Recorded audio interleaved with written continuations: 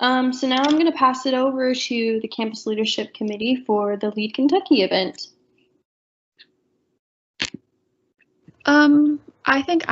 I guess I'll share it on my computer. Let me pull it up first because I have a lot of stuff open.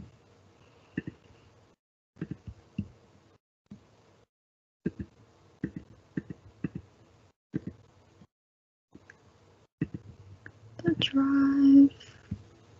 And then, Alexis, do you just want to open up the Word document as well? With all of the questions on it? Yeah, and you ask the questions or put it in the poll, like make a poll or something. Oh yeah, like there's like an example in the chat. I was working with it. Okay. Yeah, I was just gonna post the polling questions in the chat. All right, that sounds good. All right, let me share my screen now. Should I go ahead and post all of the questions? Just post it whenever you think that it should be necessary. Okay. Okay, can you guys see my screen? Yes.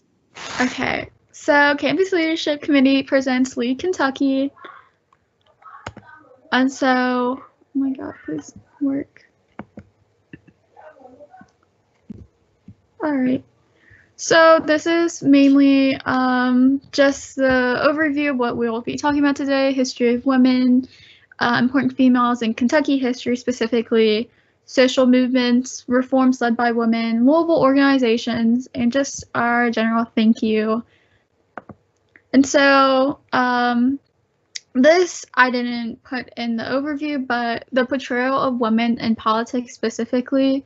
So the media has greatly impacted how women are seen in government positions and just politics in general. And it is one of the main reasons why people either support a candidate or not support a candidate just based on what they saw on TV or the news or like whatever they read. But normally the media tends to negatively frame women running for political offices, and they normally do a negative viewpoint because of the gender stereotypes that women have, especially in the US and other very traditionalist countries. And so there's just still a huge, tremendous gap in our government on women holding positions, just due to the fact that a lot of women are portrayed as like overbearing, like the gender stereotypes of how a woman should just kind of stay at home, raise the kids. It's too difficult for women to have a family and a career, and so that really perpetrates the cycle of women being less elected if they are running. And so with that, I will bring it back to the election that we're all very nervous about. So one of the examples of just the media's impact was on Kamala Harris, which it's just another microaggression and stereotype of just an angry Black woman. And I think like they did it, when she said, "You're interrupting me," to VP Mike Pence, they're like, yeah, she's just overbearing, like, why can't she just say all that stuff, etc. While when Mike Pence was like, "You're interrupting me," they like applauded him and were like, yeah, like that's such a great leader, stuff like that. Yeah, sorry, my grandma's talking to me. She likes my lights in my room. So next, I want to talk more on the history of a lot of feminist waves. So the first, second, and modern, this is the modern or another third wave. So I just wanted to kind of touch on this because a lot of people don't understand each wave of like feminism and how the first two waves were not intersectional at all. And the first wave just mainly focused on just securing the right to vote and kind of similarly changing just the stereotyping perspective of women. A lot of these suffragists were white women. They did not include women of color nor trans women, and so that's why they're not intersectional. The second wave focused on more equality and discrimination, which that did occur through the 60s and 80s, in which a lot of women fighting for this were still white women. There was very big gaps in the feminist marches and stuff like that, because a lot of women of color were like, we want to take part of this. Where women of color are more discriminated against white females, but that second wave was still just a main push from white women and white feminists. And then the third wave, or the contemporary feminist movement now, really questions the patriarchy. So it is very intersectional with women of color, trans women, LGBTQ plus movements and stuff like that.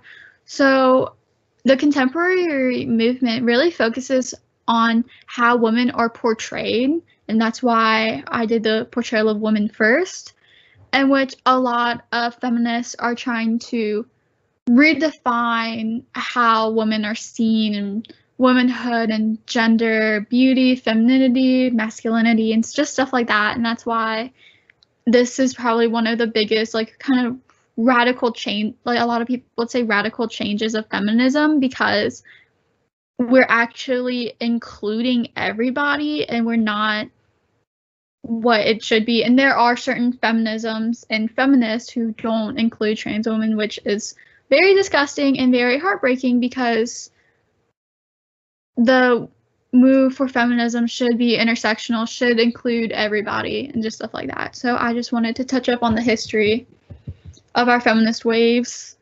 The next one, so important women in Kentucky history. I will let Peyton take over on this one. Okay, hey guys. So this is Dolores Delahanty. She was an early activist in the civil rights movement. She was also a founding member of the National Women's Political Caucus. I saw that she graduated from UofL Kent School of Social Work in 1964, and she was very concerned about the education of Louisville citizens, and served on the Jefferson County Board of Education's Family Life and Sex Ed Advisory Board, which I thought was really cool. And then, along with being the VP of the National Association of Social Workers, she was actually the president of the Kentucky chapter before she was appointed to VP. So yeah, that is Dolores. And like, if anybody, for like any other groups or organizations, she's still alive. I interviewed her a couple years ago, and like, she's still like very important in Louisville and just a very, very big figurehead in Kentucky for just civil rights movement and her fight for equality for women. So honestly, we could possibly try to get her as like a speaker if we are ever planning future events about just stuff like this. But next we have Martha Lane Collins, who, it's crazy, she was the first female governor in '84. At that time, she was also considered to be the '84 VP candidate for the Democratic Party, but I forgot who was running, but they chose their first female VP, but it just wasn't her. So since she was the first female governor, she really focused on education and economic development. Those were her two like biggest things she wanted for Kentucky. And so the first one was that she created a $300 million school improvement package, because she believed that our Kentucky school system at the time was very poor and just not working. And then to create economic growth in Kentucky, she brought the Toyota plant to Georgetown, Kentucky, which provided just thousands of jobs for Kentuckians, especially since stuff like this does improve our economy a lot.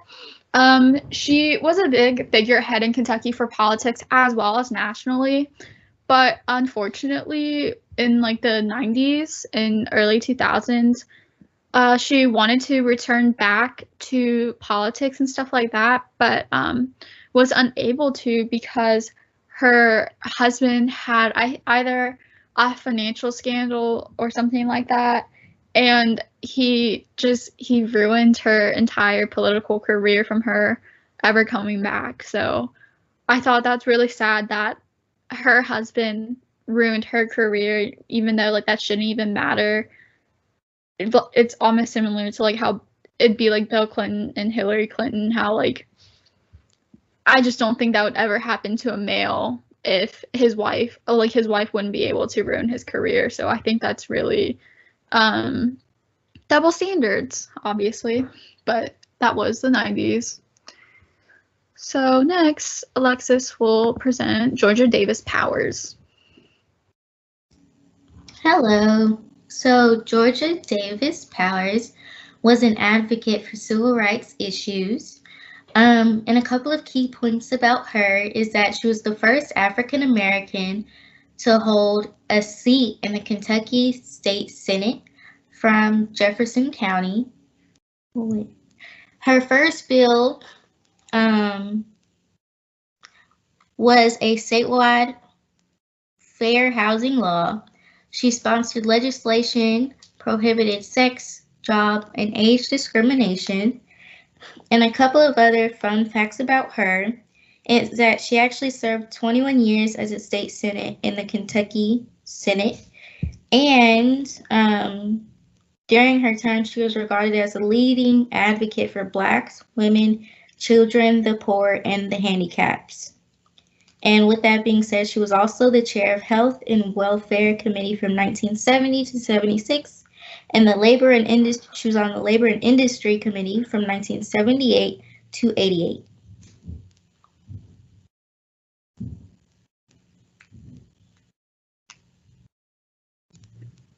Thank you, Alexis. Next, we will be going over social movements impacted by women. So obviously, the missing and murdered Indigenous women is just a contemporary social movement right now that's not getting a lot of headlines, but it is ran by Indigenous women all across the world, in which they focus on giving attention to the genocide of Indigenous women, and as well, like I said, their work is often overlooked and never captured on the media, but there's so many, I just wanted to put this in there, that there's so many just Indigenous people gone missing, a lot of mothers and sisters and aunties and stuff like that, in which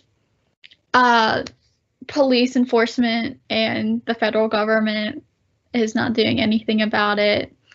And a lot of times it's due by oil workers, since jurisdiction lines are kind of iffy out west. But the next one, obviously a lot of you guys will know, is the civil rights movement, one of the biggest just social movements in U.S. history. So women are normally overshadowed by the men of the movement, but women were extremely important in organizing like local civil rights, and a lot of them served as lawyers for segregation cases.